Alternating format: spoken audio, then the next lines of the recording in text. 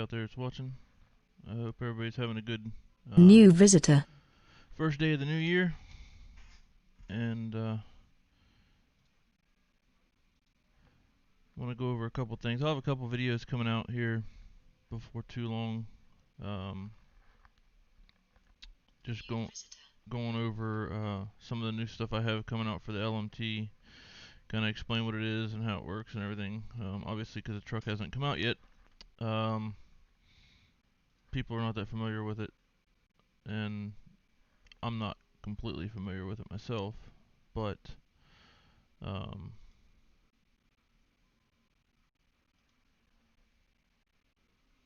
I've been doing some research using the truck that I have and talking to some people that have been running this truck and I'm trying to address the issues that a lot of them are having. Um, so here's one of them. Let me go and get this out of the way here. All right. So here we have a stock LMT axle. This one's already broken, as you can see here. Um, so that's kind of one reason why I have it. Um, and all together, I mean, the axles themselves are they're really thin. The housings, the shape of them and everything is really conducive to strength, but the the material and thickness that they have, the material I don't think is uh is that well. Maybe they'll come out with a solution. I know T-Real is supposed to be coming out with a metal version of this, which will be interesting to see. The biggest problem that I've seen on these is they are a three-piece or a four-piece axle. So you got the back half here is one solid piece, and then it's got a split line down the middle. And on the back or front side, you have left and right. I don't even know what you call them, outer pieces, and then you have a center piece where the diff is at inside there. Um, and then obviously you have your mounting for your lower links, your mounting for your servo.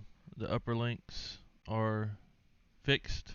Or I'm sorry, the shock mounts are bolt on up here, and then you also have sway bar mounts that are fixed to the body of the axle.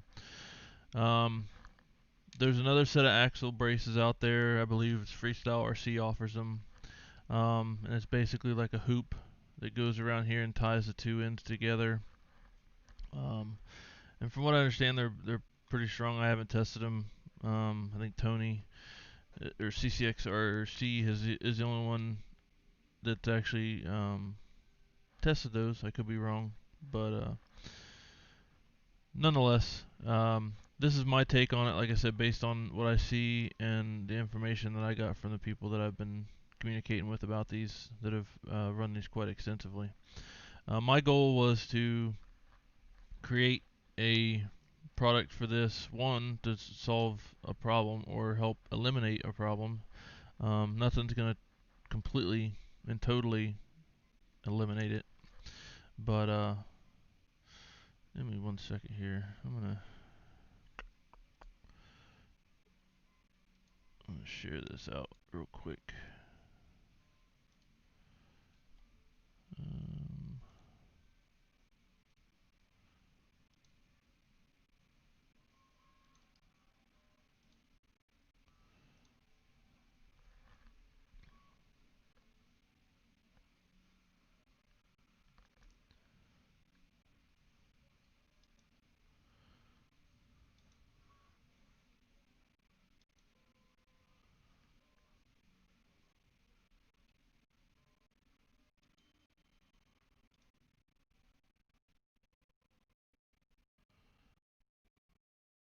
Alright, well, I guess we'll see how that does.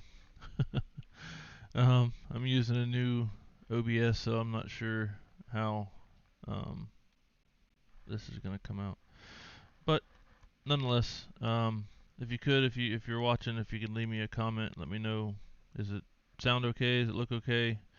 Like I said, I'm using a new OBS system to do this video, so it's kind of a maiden voyage on it. So let me know if you don't mind, and That way I can fix it for future videos. But back to where I was. Okay, so it's 4-piece housing. The big problem is everyone that I've seen break, or anyone that I've heard of break, um, it always breaks right here on either side, and that corresponds to the other side where you have the split line right here. It's right after the split line, but it's right in that area, and that's typically where you see a lot of them breaking. So like I said, my goal was to first and foremost create something that would make the axle stronger. Um, and with the way this axle is shaped, it's a little awkward. I didn't want it to be too cumbersome, and I didn't want it to stick out or stand out too bad. And I definitely didn't want anything hanging below here that could get hung up on rocks, dirt, whatever, ramps, whatever you happen to be hitting or going over with it. So that's how I came up with this here, and my goal was to kind of, if you can see, it kind of mimics because this is it right here, um, and then you can see the side that doesn't have it. I'm trying to get my camera here. So it kind of picks up the contours of the axle and follows those a little bit, as much as I could get it to do, and still, perform the way I wanted it to perform. Um, the I guess the first thing that people jump to is, they've seen with the Freestyle RCs, and CCX RC did a video on theirs, and it does, the lower links here, they do get raised up. I think on theirs it's 3 millimeters. On these here it's 2 millimeters, which works out to about um, a millimeter deviation one way or the other with the rotation of the axle. And you know, and when you're sitting there raising and lowering the suspension, you don't see any difference whatsoever. But along the axis and transferred through the links, you're looking at probably about a millimeter um, of offset or rotation on the axle. And you could do something as simple as, like on this here, this is a rod end for it.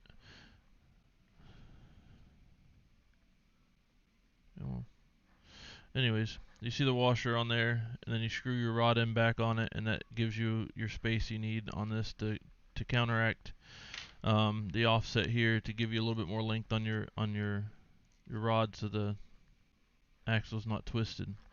Is it perfect? No, it's not perfect, but that's the closest I could find to a solution to that. Now, with these, that piece that goes under the axle, if you look here, here's two pieces of it. You see the one piece has a little, what is it, the wing on it here, and the other one I have already taken it off. That little wing that goes underneath the lower links I mean, it's there by design for strength and stability. But the way this fits in there, and the way this piece here where it's cut out fits around your sway bar link up here at the top, it ties everything in that way. So, and also it's bolted in where your diff case bolts in. So it's a exact fit right over onto it, bolts down, um, and that there alone is enough to hold these or stiffen these up quite a bit. Now obviously it's not as strong as if it's tied in to this lower link, but if that 2 millimeters of a difference on your lower link is that big of a deal, you can pop it off real easy. You just take it, break it off. That one didn't come off smoothly, but anyways, it comes off just like that, nice and flush. It fits on there, no problem. All right. So, and with it on, I mean, obviously this one's broken, so you can see a little bit of flex, but there's nothing else holding this axle on there, and I'm giving it a good bend on it to get it to flex. Um, even with the broken axle, and it's not bolted in up here where it's supposed to be. The only thing tying it in are these two bolts here and these two bolts here, and that's helping tie this into the front and rear portion of the housing. Um, Now, could I break it? Probably, but it's just to show kind of the strength of it without anything else attached and a broken axle, how well it kind of holds up to that flex. Um,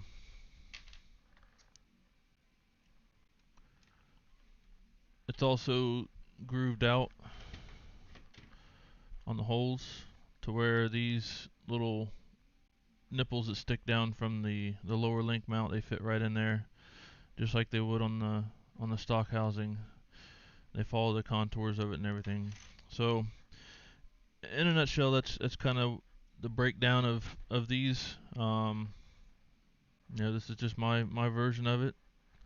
Um, there should be some tests being done on it here as we speak, or have already been done, or will be done shortly, and we'll see how they hold up. But I'm pretty confident they'll hold up really well.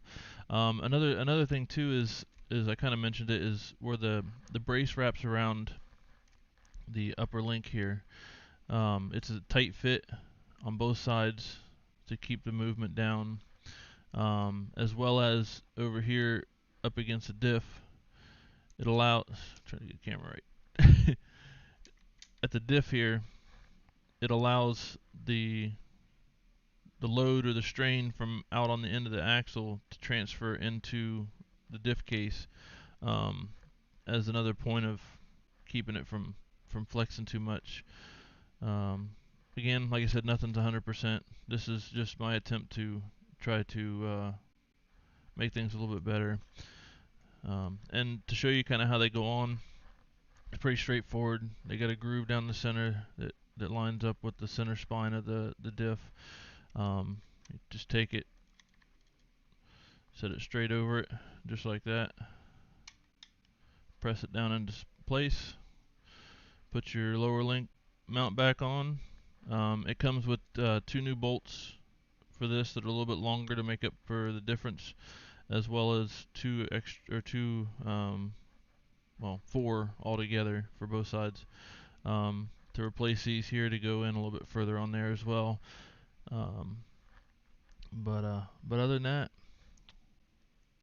that's pretty much it. If you guys have any questions or like what you see and want to see more videos, um, don't forget to like, share, subscribe, ring the bell, all that good stuff.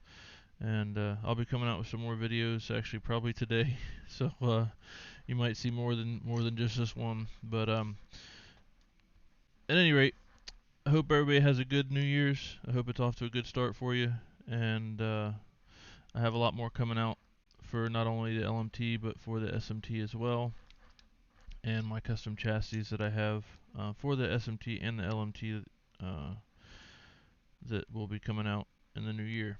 So stay tuned, and you'll get to see it when it comes out. Until next time, everybody have a good day. We'll see you in the next video.